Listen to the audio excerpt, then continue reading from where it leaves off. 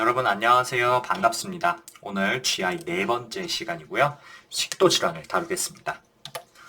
식도 질환 종류가 참 많죠. 식도 이완 불능증, 아칼레이지아, 그다음에 미만성 식도 경련, diffuse esophageal spasm, 그다음에 위식도 역류 질환, GERD, 바렛 식도, Barrett esophagus, 그다음에 염증성 식도염, inflammatory esophagitis, 그다음에 식도 개실, 열공 탈장, webs and rings, 그다음에 말로리바이스와 esophageal perforation, 그리고 식도암, 전부 다 시험에 잘 나오는 주제들입니다.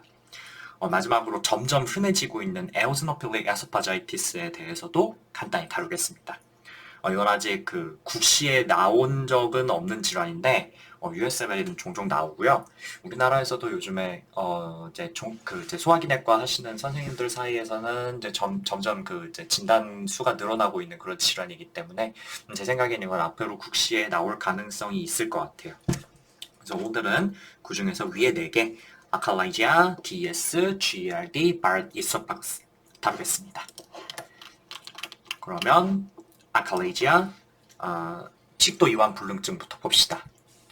말 그대로 식도가 펴지질 않는다는 건데요.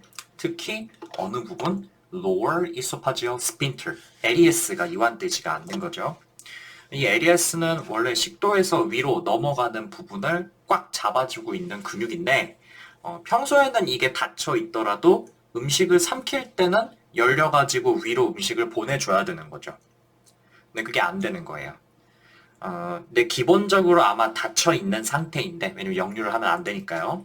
근데 그거를 닫혀 있는 상태를 억제하는 그런 여기 intramural nerve plexus, intramural nerve plexus 이게 보통 inhibitory neuron이거든요. 이제 그거에 문제가 생겨서 그런 게 아닐까 이렇게 생각이 됩니다. 그럼 왜 이게 소실이 되느냐? 그건 잘 모르고 하여튼 이 이니비토리 뉴런들의 일종의 퇴행성 변화, 뉴로디제너레이티브 디시즈를 말하는 거죠. 그래서 그것 때문에 LES가 점점 열리지 않게 되는 겁니다. 대부분 이런 식으로 원인을 알 수 없이 뉴런이 죽어버리는 프라이머리 아칼레이지아인데 간혹 세컨더리 커즈로 인한 아칼레이지아도 있어요. 이건 뭐냐면은 식도의 운동 기능 자체는 정상인데 다른 원인으로 식도가 딱딱하게 굳어가지고 움직이지 않는 걸 얘기를 하는 거예요. 샤가스 디시스 이거 굉장히 사실은 유명하고 이게 옛날에는 시험에 잘 나오는 거였는데 이거 요즘에는 기생충 질환이라 가지고 국시든 USM이든 제가 이 샤가스 병 한 번도 본 적이 없고요. 스텝 1은 조금 나올려나 말았나 근데 별로 중요한 게 아니고 그 다음에 스클레로더마가 이게 유난히 좀 시험에 잘 나오죠. 나머지는 다 넘어가더라도 요것만 조금 기억해 두셨으면 좋겠어요. 요거는 아예 식도 자체가 딱딱하게 경화가 되면서 연동 운동, 페리스탈시스가 전혀 되질 않다 보니까 음식물이 넘어가질 않는 상태가 되는 거죠. 근데 이건 어떠냐면은 특징은 아칼라이지아 증상 분명히 있어요. 음식을 보내는 운동이 제대로 안 되니까. 근데 웃기게도 이게 또 음식이라기보다는 이제 GERD를 같이 동반해요. 왜냐면은 그게 막았다가 열었다가 막았다가 열었다가 이게 아니고 약간 열려있는 그 애매한 상태를 유지한다고 보시면 돼요. 이렇게 잘 내려가지도 않고 근데 이제 완전히 올라오는 거를 막아주고 있냐면 그것도 아니다. 이렇게 생각하시면 되겠습니다. 근데 첫 증상이 20에서 40대에 처음 발병한대요. 그래서 상당히 젊은 나이에 처음 발병해서 몇십 년에 걸쳐가지고 서서히 안 좋아지는 그런 질환입니다. 그리고 요거는 식도의 운동장애, motility disorder죠. 그래서 이거는 처음부터 유동식과 고형식이 모두 곤란하다고 되어 있기는 해요. 그런데 사실은 이제 증상의 스펙트럼이 굉장히 넓은 질환이고 꼭 딱 잘라가지고 유동식 고형식이 둘 다 딱 안 된다 이렇게 온셋이 명확한 그런 질환이 아니거든요. 그래서 사실은 환자한테 물어봐도 이거를 그렇게 딱 잘라서 얘기할 수 있는 사람은 별로 없고요. 근데 이론적으로는 그렇다 이렇게 생각하시면 될 것 같아요. 이거 가지고 요걸 감별하기는 사실은 조금 어렵습니다. 근데 어쨌든 간에 스트레스를 받거나 식사를 급하게 하면은 잘 안 내려가는 건 너무 당연하겠고요. 식도에 음식이 계속 쌓여 있으니까 이제 그것 때문에 통증, 이게 아주 심하면 통증이고 보통은 아마 이렇게 꽉 차 있는 것 같은 그런 더부룩한 기분이 이렇게 느껴질 수가 있겠고요. 가슴이 뭔가 꽉 차고 답답한 느낌 그런 게 있을 거고, 그다음에 너무 이제 안 가는 상태에서 그러다가 눕거나 하면은 역류로 인해서 아스피레이션 심통이 생길 수도 있겠습니다. 진단은 저번에 에스파지얼 디스페이지아 말씀드렸던 대로 식도 조영술이 처음에 가장 적절한 이니셜 다이그노스틱 테스트일 겁니다. 근데 조영제가 그 식도에서 위로 잘 넘어가질 않고 찔끔찔끔 넘어가는데 그걸 bird big sign이라고 하고 이제 식도가 확장된 것도 같이 확인할 수가 있겠습니다. 그 다음에 식도 내압 검사도 할 수 있는데, 요거는 이제 사실 식도 조영술에서 좀 애매하면 하는 검사라고 생각하시면 될 것 같아요. 순서대로 그렇습니다. 물론 이제 오더를 그렇게 하면은 이제 팔로우업을 자꾸 해야 되니까 보통 한 번에 다 같이 하기는 하는데, 제일 좋은 검사는 식도 조영 검사고, 이제 마노메트리 그 보조적인 검사들 이렇게 생각하시면 돼요. 이게 왜 그러냐면은 식도 조영술은 비교적 간단하게 검사가 끝나요. 근데 이 마노메트리 굉장히 힘든 검사입니다. 콧줄을 통해 가지고 그 코를 통해 가지고 그 압력계를 집어 넣어서 이제 그러면 대충 위쪽까지 들어가 있는 그 압력계가 들어가겠죠. 그 다음에 이제 저기 뭐야 식염수를 조금씩 삼키면서 그 압력 변화가 어떻게 되는지를 보는 거거든요. 그래서 재수 없으면 한 24시간 해야 되고 그렇게 있을 수도 있어요. 그래가지고 되게 힘든 검사이기 때문에 이거부터 먼저 하는 거는 아니고 조영술부터 먼저 한다 이렇게 생각하시면 좋을 것 같아요. 그럼 얘기가 좀 길었는데 어쨌든 간에 요거는 이제 정상적으로는 물을 꼴딱 삼키면은 아래쪽까지 연동 이러면서 쭉 내려가고 또 쭉 내려가고 그런 운동이 확인이 돼야 돼요.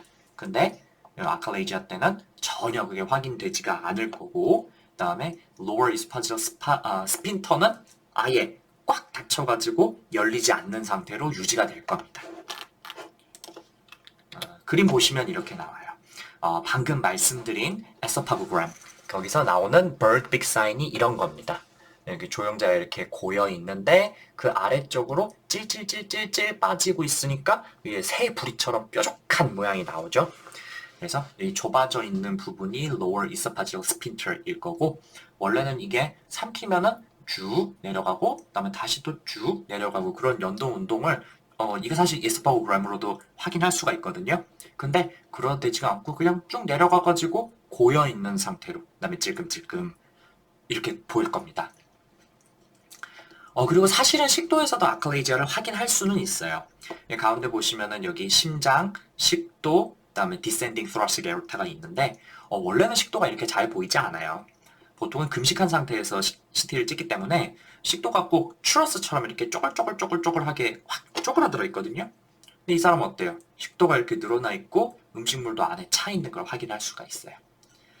물론 그렇다고 CT로 아칼레이지아를 검사하지는 않는데 이런 식으로 보조적인 자료로 활용할 수 있다 이렇게 얘기할 수 있겠습니다.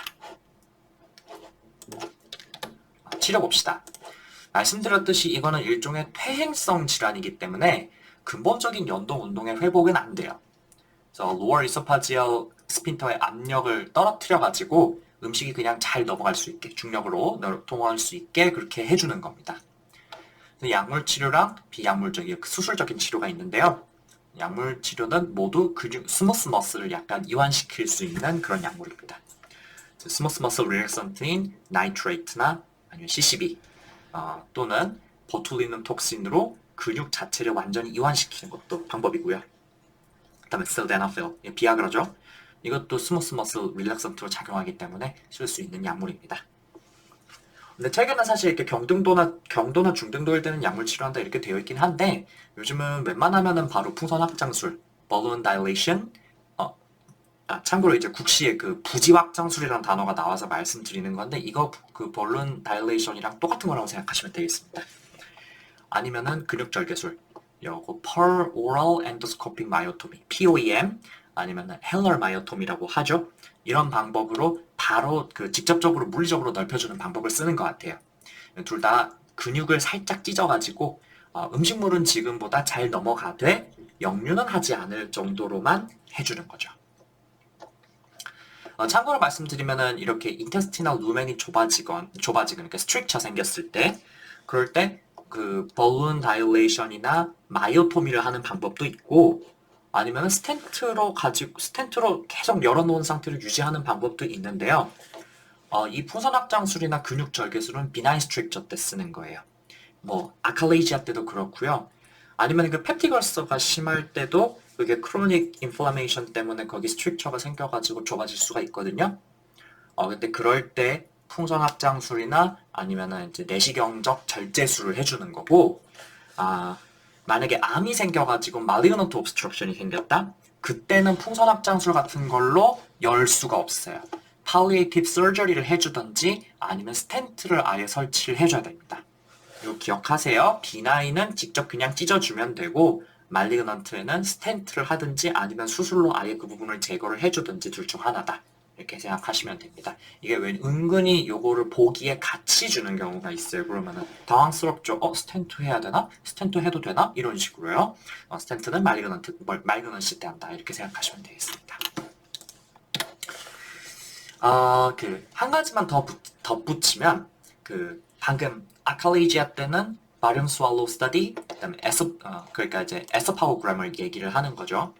그거랑 에소파지얼 마노메트리로 진단을 할 수 있다 이렇게 얘기를 드렸는데 그거보다 더 중요한 거는 그 EGD를 반드시 시행해서 수도아칼레이지아를 감별하는 겁니다. 특히 나이 든 사람일수록 식도암이나 위암을 의심해서 초기에 이걸 반드시 해야 된다는 거 기억합시다. 요 나머지 내용들은 정리니까 가볍게 한번 읽어보시고요. 제가 요 식도암 할 때 수도아칼레이지아 얘기는 조금 더 자세하게 말씀드릴게요. 다음은 미만성 식도 경련입니다. Diffuse Esophageal Spasm, DES라고 많이 하죠. 책에 여기 조금 부실하게 되어 있거든요. 그래서 여기 USB 버전으로 봅시다. 병명 그대로 식도가 디퓨즈하게 스파즘, 수축을 경련을 일으키는 건데요. 풀어서 쓰면은 uncoordinated simultaneous contraction of esophageal body 이렇게 디스크립션이 되어 있네요. 그러니까 정상적인 연동 운동을 조화롭게 하는 게 아니라 마구잡이로 막 여기저기 수축하는 거니까 당연히 음식을 삼키기가 힘들겠죠. 근데 이게 아무 때나 이렇게 일어나는 게 아니고 간헐적으로 인터미턴트하게 나타나는데 특히 emotional stress 이거에 의해서 유발될 수가 있겠습니다. 그래서 역시 이게 식도의 운동장애 질환, motility disorder잖아요. 그러니까 solid와 liquid dysphagia가 처음부터 다 나타날 거예요. 근데 기억하실 것은 이게 사실은 그 디스페이지아를 주소로 오는 질환이냐 그렇지 않다는 거죠. 물론 디스파지아를 동반해요. 근데 이게 꼭 이제 디스파지아는 사실 음식을 먹을 때 이 증상이 발생을 해야 되는 거잖아요. 근데 사실 꼭 그런 건 아니거든요. 그러면 CC가 뭐예요? 가슴이 아프다고 해요. 체스트페인입니다. 그래서 이 통증이 식도에 의한 통증은 가슴뿐만 아니고 그 등으로도 라디에이트 하거든요. 그럼 어때요? 증상이 마치 뭐 이스키믹 체스트 페인이나 아니면은 다른 다른 증상들 뭐 아니면은 뭐 식도암의 증상이라든지 뭐 그런 거랑 좀 비슷하죠. 그래서 요거 주요 감별해야 될 게 이제 뭐 이스키믹 heart disease GERD입니다. 이게 왜 그런지 조금 뒤에 다시 설명드릴게요.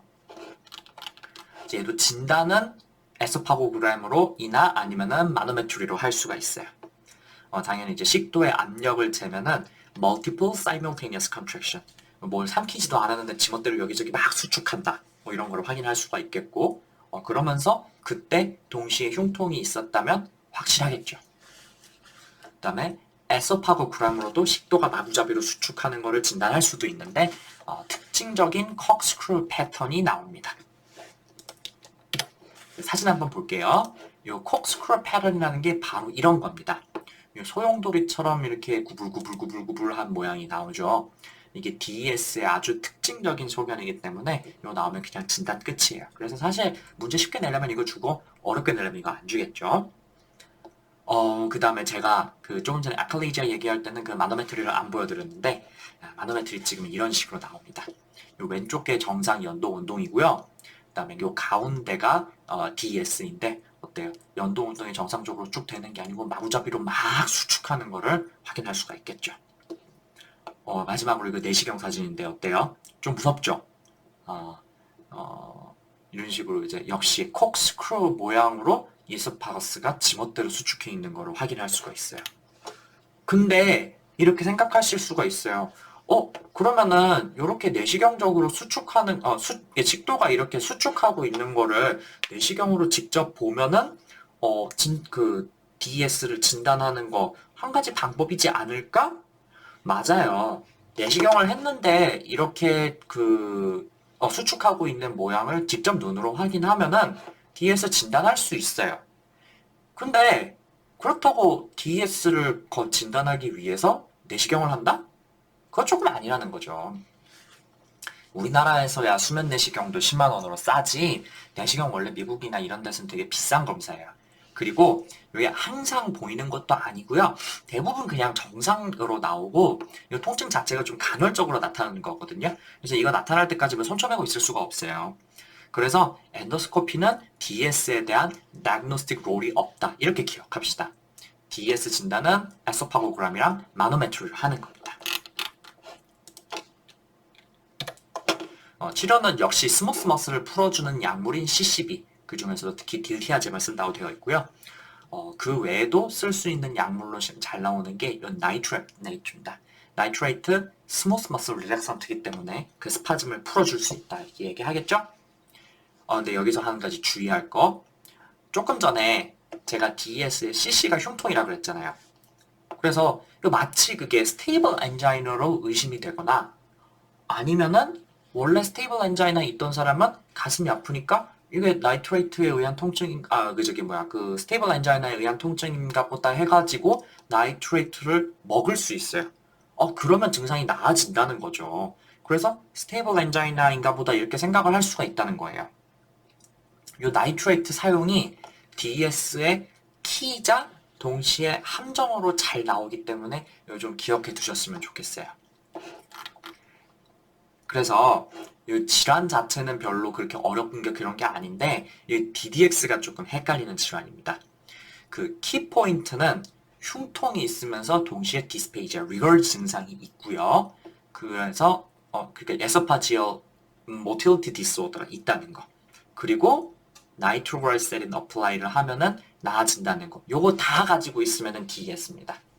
근데 그 시험에 보기로 나오는 그런 오답들, DDX를 해야 되는 것들은 뭔가 하나씩 빠져 있다는 거죠.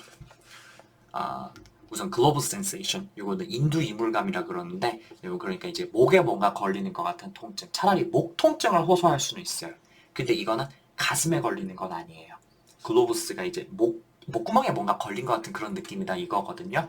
그래가지고 이거는 가슴 통증은 아니고 목 부분의 불편함이다 이렇게 생각하시면 되고요. 그래서 중요한 간별이 코로나리 신드롬, 그러니까 이스케믹 헐 디시스인데 이스케믹 헐 디시스랑 여러 가지 공통점이 있죠. 역시 이모셔널 팩터에 의해서 흉통이 생길 수가 있고 그 다음에 나이트로글라이세린을 주면은 통증이 나아져요. 그리고 사실 요것도 이제 가슴 부분이 통증이 생기고 이제 약간 앵자이티가 생기다 보니까 약간 더부룩한 것 같은 느낌, 디스펩시아 같은 그런 증상을 보이기도 해요. 근데 디퓨즈 에스파지오 스파즘을 막 수축하다 보니까 음식이 완전히 리거지테이션이 될 정도, 아니면 디스파이지아가 생겨가지고 가슴이 뭔가 꽉 찬 것 같은 느낌, 이런 걸 동반하거든요. 근데 스테이블 엔자이나 같은 그런 이스케믹 헐 디시스가 그 정도까지냐? 사실 그렇지는 않다는 거죠. 그래서 문제를 꼼꼼하게 읽으셔야 됩니다. 소화기 증상 같은 그런 증상을 보이는 게 코로나리 신드롬 때문에 그런 거냐? 코로나리 신드롬이 그 소화기 증상을 미미킹하고 있는 거냐? 아니면은 DES 때문에 이제 프라이머리한 소화기 증상을 보이면서 동시에 흉통까지 같이 보이는 거냐? 이게 문제에서 굉장히 은근하게 키를 줄 수 있기 때문에 낚이지 않도록 주의하셔야 됩니다. 또 GERD가 있네요. GERD 역시 체스트 페인이 있고 이것도 이제 디스페이지아나 아니면 디스펩시아 같은 그런 증상을 보일 수 있죠. 근데 이건 또 차이가 나이트로글라이세린이나 CCB를 먹는다고 나아지지는 않는다는 겁니다. 그래서 이렇게 미묘한 감별 포인트들이 있기 때문에 잘 기억해 두셨으면 좋겠습니다. 국시에 이렇게까지 어렵게 나오지는 않는데 USMLE 풀다 보니까 제가 좀 헷갈리더라고요. 왜냐면 DS가 그렇게까지 시험에 잘 나오는 그건 아니고 나머지들이 좀 잘 나오는 질환이다 보니까 뭐 조금 약간 다르긴 한데 이거 아닌가 이렇게 생각할 수 있거든요. 그렇지만 요거 둘은 특히 감별하는데 중요하다 이렇게 기억해 두세요. 자, 그 다음 식도 질환에서 가장 중요한 위식도 역류 질환 GERD를 봅시다. 우선 책에 발병 기전 해가지고 굉장히 많은 원인들이 나와 있는데 이게 뭐 시험에 나와가지고 그런 게 아니고요. 여기 이것만 보세요. 그 lower esophageal sphincter의 프레셔를 떨어뜨리는 거. 그러니까 이제 꽉 잡고 있어야 되는데 꽉 잡질 못하고 역류를 허용하는 겁니다. 거기 보면은 차, 커피, 초콜릿, 술, 담배 이런 것들이 나와 있죠. 그럼 환자 교육할 때 이런 거를 가능하면 피해라라고 얘기를 해야겠네요. 요거 정도 기억하시면은 발병 기준에서는 충분해요. 그럼 여기 넘어갈게요.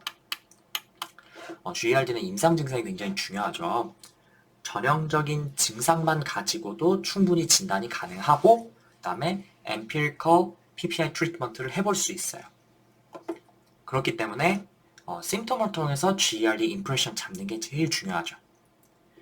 전형적인 증상은 가슴이 막 쓰리고 불타는 느낌이 들면서 이제 윗배가 콕콕콕 찌르고 불타는 그런 느낌, heartburn 이런 게 있고 동시에 산역류 증상으로 입에 신맛이나 쓴맛이 올라옵니다. 특히 이제 먹고 얼마 안 돼서 누우면 더더욱 그렇겠죠? 그다음에 또 기억하실 게 이 만성 기침의 중요한 원인 중에 하나가 GERD죠. 만성 기침일 때 반드시 GERD 감별해야 된다는 거 기억하시고요. 또 GERD에서 삼킨 곤란, 디스페이지아는 흔하지는 않아요. 그런데 이게 만성적인 염증으로 그 이제 gastroesophageal junction 거기 부분이 스트릭처가 생긴다. 그렇다면은 그때는 이제 그 역류 증상보다는 반대로 삼킴 곤란 이런 걸로 나타날 수도 있어요. 그렇지만 만성 기침이나 삼킴 곤란보다는 가슴 쓰림, 자결감, 그다음에 산역류 증상 요거 세 가지를 중심으로 기억해 두시는 게 좋을 것 같습니다. 사실 전형적인 증상으로도 진단은 충분해요. 그렇지만 반드시 히스토리 테이킹을 자세하게 해야 되고요. 만약에 구토를 하거나 토하는데 피가 섞이면 뭐 말할 것도 없고요. 또 빈혈, 체중 감소 이런 게 있다면 반드시 룰아웃 말리그넌시를 위한 검사 EGD를 얘기하는 거죠. 꼭 해야겠습니다. 그리고 GERD의 전형적인 증상이 스테이블 엔자이나 같은 이스케믹 하트 디시스와도 비슷한 측면이 있기 때문에 반드시 심장 질환을 룰아웃해야 될 가능성도 염두에 둬야겠고요. 그 책에 보면은 진단적 접근의 세 가지 카테고리라고 해서 그래서 이제 실제로 에소파구스의 뮤코사가 손상이 되었느냐 그리고 그 뮤코사의 손상이 역류로 의한 것이냐 그렇다면 역류는 왜 생겼느냐 LES의 톤이 떨어져가지고 정말 역류가 생긴 게 맞느냐 이거 세 가지를 확인하면은 GERD를 확진할 수 있다 이건데요. 근데 어떻게 이걸 다 하겠어요? GERD 하는데 내시경, 식도 pH 24시간 동안 식도 내압 검사 이거 다 하는 거 본 적 있어요? 아니라고. 이거 어떻게 다 하겠어요? 못해요. 굳이 이렇게까지 안 해도 괜찮고요. 이제 진단이 애매하면은 패서피지올로지를 정확하게 확인하기 위해서 이런 거를 할 수 있다 정도로만 기억하시면 될 것 같아요. 그럼 GERD를 어떻게 진단하죠? 진단이면서 동시에 치료로 가장 유용한 방법은 전형적인 또는 이제 GERD가 의심스러운 그런 증상이 있을 때 PPI를 일주일 정도 써보고 증상이 significant하게 호전되는지를 보는 겁니다. 이거 그 기출문제 풀다 보면은 정말 5만 가지 답이 다 나와요. 뭐 보행성 식도 그 pH 검사, 식도 내압 검사 이런 거 답으로 나오는데 그런 문제들은 전부 다 이 PPI 테스트가 보기에 없고 그 이제 엉뚱한 것들만 잔뜩 있어가지고 답이 되는 거지. 그 GERD 하면은 제일 먼저 떠올려야 할 진단은 요 PPI 테스트여야 돼요. 그 기출 문제를 보시고 잘못된 거를 공부하시면 안 됩니다. 실제로 임종평 이거 한번 나온 적이 있었거든요. GERD, 넘나 GERD 같은 그런 문제를 주고 답이 뭐 1번 오메프라졸, 2번 식도 대합 검사, 3번 식도 산도 검사 뭐 이렇게 준 적이 있어요. 답은 오메프라졸이었습니다. 낚이지 마세요. 그렇지만 내시경 검사를 꼭 해봐야 되는 사람이 있어요. 내시경을 통해 가지고 반드시 GERD를 확진할 수 있냐면 그건 아니에요. 증상은 있지만 내시경 검사에서 조금 애매하게 나오는 경우도 있기 때문에 근데 그렇다 하더라도 레드 플렉 사인이 있다면 반드시 내시경 해봐야겠죠? 예를 들어서 체중 감소나 빈혈, 구토가 심하다. 아니면은 빈혈이 있다. 아니면 나이가 많은데 갑자기 생겼다. 그러면은 증상만 보고 PPI를 처방을 할 것이냐 아니면은 EGD를 해볼 것이냐 이게 중요한 갈림길이 되기 때문에 요거를 좀 기억해 두셨으면 좋겠어요. 뭔가 좀 수상하다 싶은 사람은 넘나 GERD 같더라도 꼭 EGD를 해서 말그너시 룰아웃을 해야 되는 겁니다. 내시경 하면은 이런 식으로 뮤코사에 뭔가 손상을 입은 것 같은 그런 소견을 확인할 수가 있겠습니다. 치료 봅시다. 치료는 물론 once daily 그 PPI가 가장 핵심이고요. 그 외에 그 생활 습관 조절을 이제 권유를 해야 되는데 이제 원칙적으로는 생활 습관 권유부터 하고 생활 습관 개선 권유부터 하고 그 다음에 효과가 없으면은 PPI로 간다 이렇게 돼 있는데 아시겠지만 무슨 병이든 간에 약 먹는 게 제일 편한 방법이에요. 그리고 이제 사실 이 생활 습관의 조절이 그렇게 시그니피컨트한 효과가 있냐면은 그렇지는 않다 그래요. 그래서 대부분의 환자는 결국 PPI를 먹게 되고요. 그렇지만 어쨌든 체중 감량, 그다음에 금연 금주, 그리고 커피나 과식, 지방식을 피하기, 그리고 역류를 더 잘생기게 하는 오렌지 주스나 초콜릿 이런 거를 먹지 않도록 교육은 충분하게 해야겠습니다. 딴 건 몰라도요. 여기 체중 감량, 금연, 금주, 커피 너무 마시지 말기, 그리고 뭐 과식이나 과짓이나 지방식 피하기, 그리고 뭐 밥 먹고 바로 눕지 말기, 이런 거는 원래부터 건강에 좋은 거잖아요. 그러니까 일반적으로 권유하는 거니까 이거 뭐 어렵게 생각하실 건 없습니다. 그 외에 뭐 제산제나 히스타민 리셉터 안타고니스트는 별 도움 안 되고요. 정약물적인 치료로 개선되지 않으면은 니센 펀더플리케이션을 할 수가 있는데 요거랑 뭐 위바닥 주름술, 위저부 주름술 같은 얘기입니다. 가끔 시험에 나오니까 기억해 두세요. 제가 그리고 강의록에 그 삼성병원 소화기내과 교수님 블로그 링크를 해놨는데요. 요거 읽어보면 되게 재밌어요. 심심할 때 한번 읽어보시고요. 그 되게 그 로컬 프랙티스에 유용한 내용들이 많으니까 한번 보세요. 그 되게 생각보다 이 GRD의 그 진단과 매니지먼트가 그렇게 쉽지 않더라고요.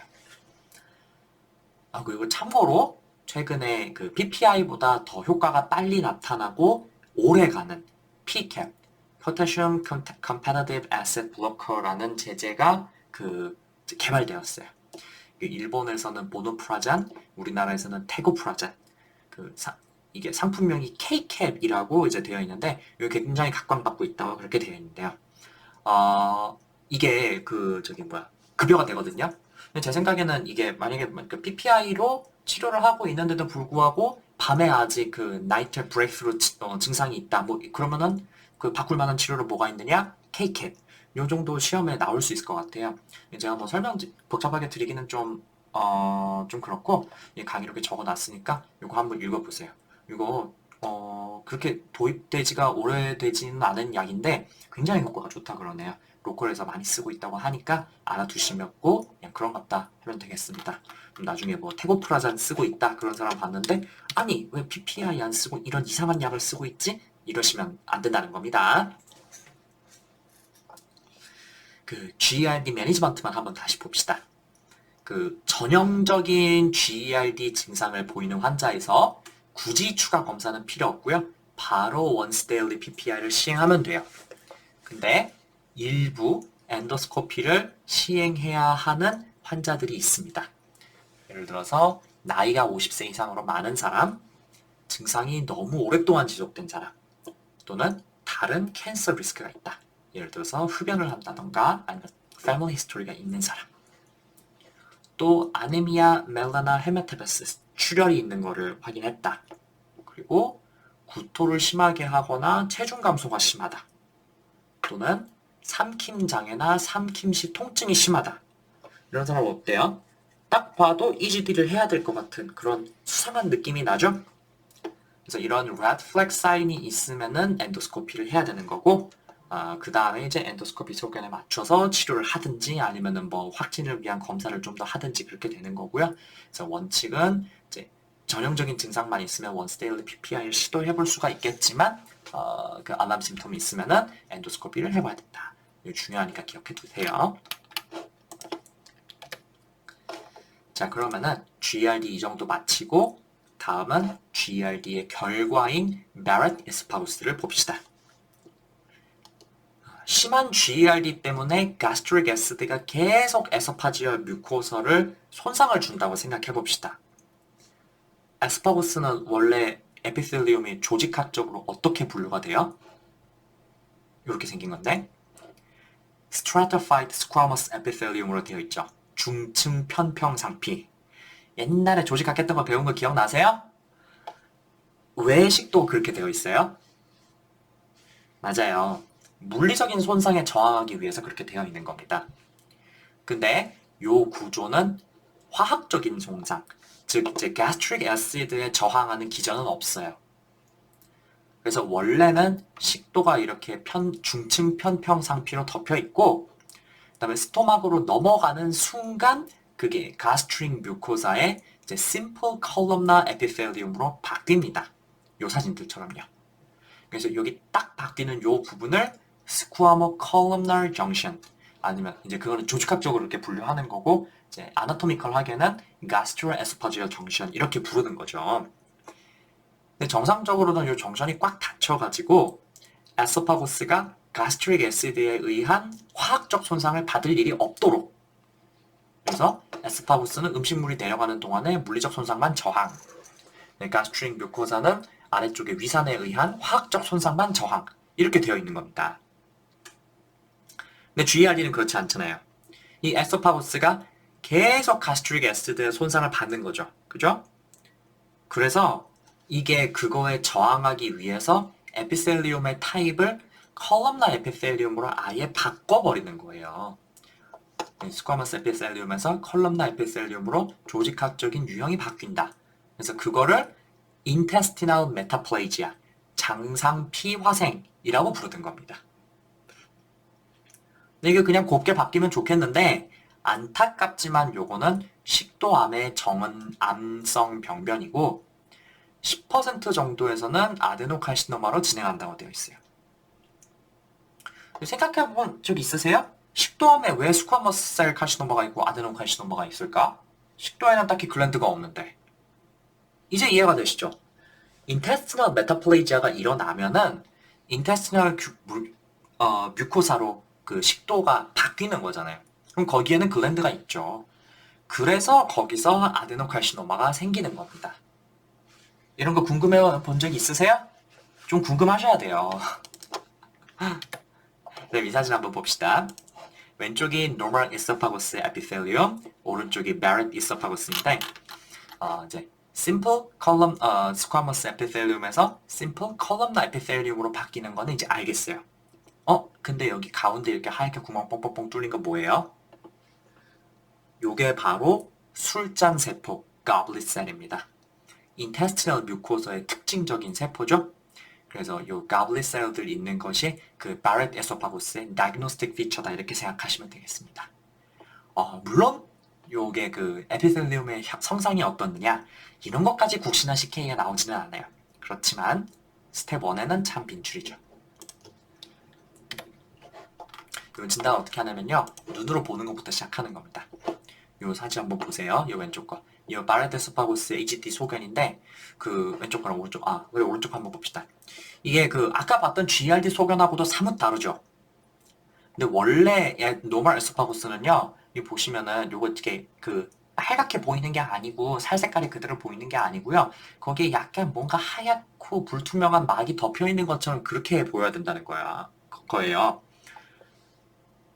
이렇게 생각해 보세요. 그 건조해가지고 피부, 그 손가락 같은 데서 이제 그 손 껍질이 살짝 벗겨지고 그럴 때가 있잖아요. 그럼 그 껍질 색깔 어때요? 하얗죠?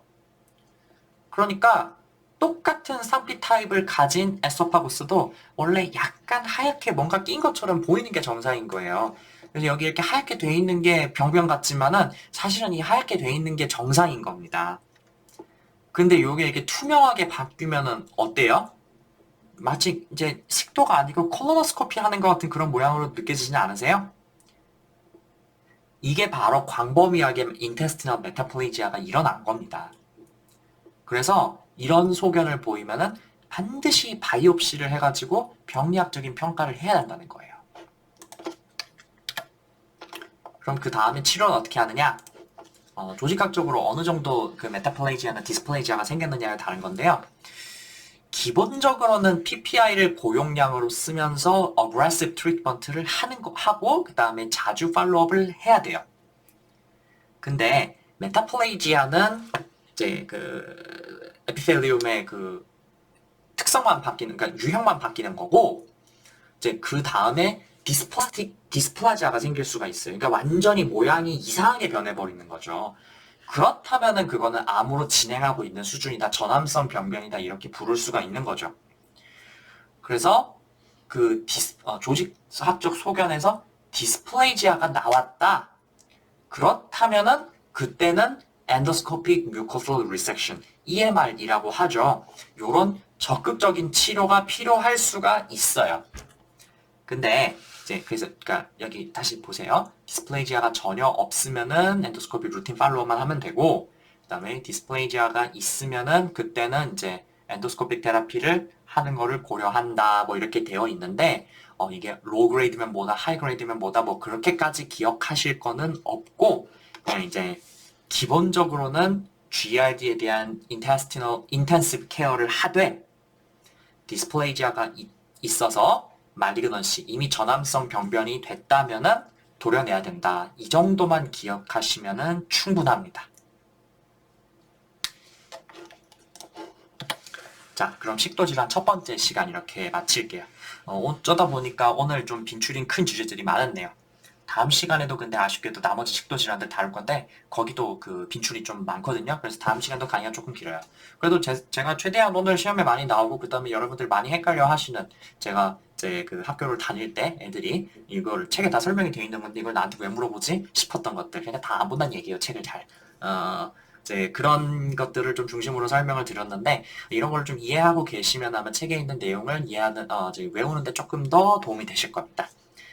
그러면은 오늘 강의 여기서 마칠게요. 공부하느라 고생 많으셨고요. 복습하고 문제 꼭 풀어보세요.